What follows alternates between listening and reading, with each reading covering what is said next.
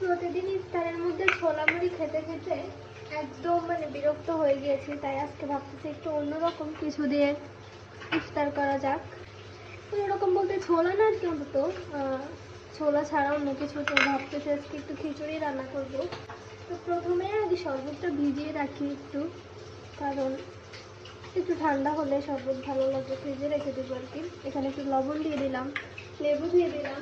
আমার কাছে না লেবুর একদমই এই শরবতটা খেতে অনেক বেশি ভালো লাগে।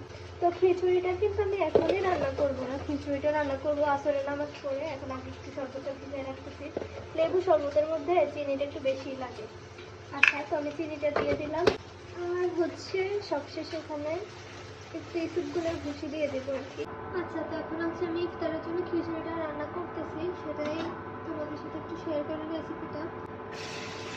এখানে একটু পেঁয়াজ দিয়ে দিলাম, পেঁয়াজটাকে একটু গোল্ডেন ব্রাউন করে ভেজে নেব। প্রথমে একটু স্বাদ মতো লবণ দিয়ে দেবো।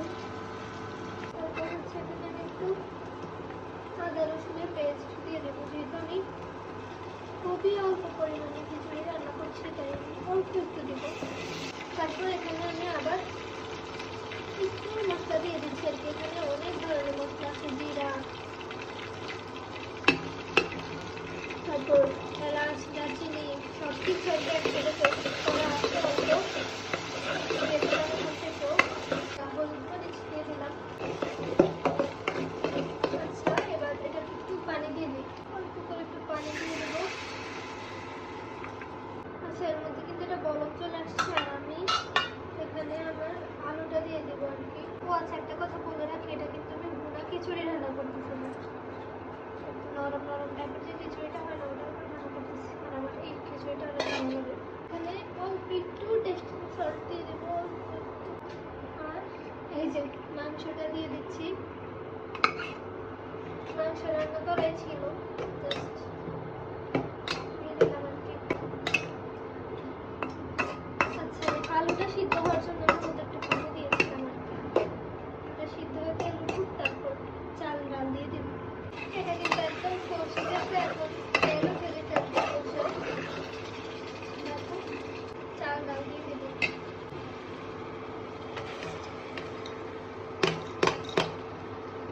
এটা কিন্তু মোটামুটি ভাজা শেষ। এখন হচ্ছে এখানে পানিটা অ্যাড করে দেবো আমি।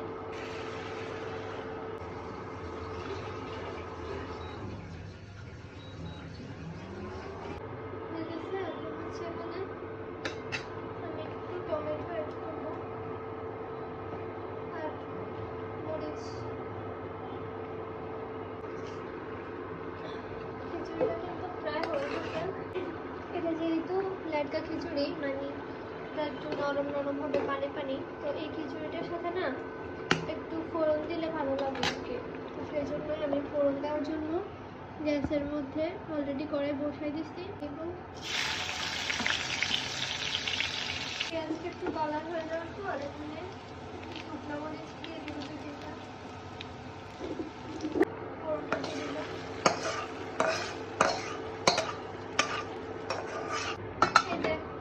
পটল কেটে দিলে শেষ হয়ে যাবে আজকের জন্য। রান্না বান্না শেষ, রান্না শেষ বলতে তারপরে শেষ না, ভাত রান্না করতে হবে।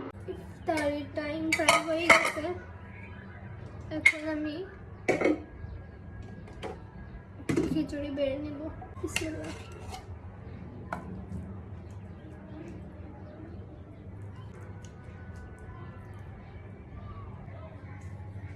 একটু ফ্রুটস নিছি ইফতারের জন্য। তো এই তো আজকে আমার ছোটোখাটো ইফতারের আয়োজন শেষ হয়ে গিয়েছে। এখন ইফতার করার পালা আর কি। আর এবার রোজার মাসে না বেশিরভাগই আমাদের বুটমুড়ি খাওয়া হয়েছে, যার কারণে বুটমুড়ির প্রতি একদম আমার ভক্তি উঠে গিয়েছে। তাই একটু অন্যরকম কিছু করার ট্রাই করেছি আজকে।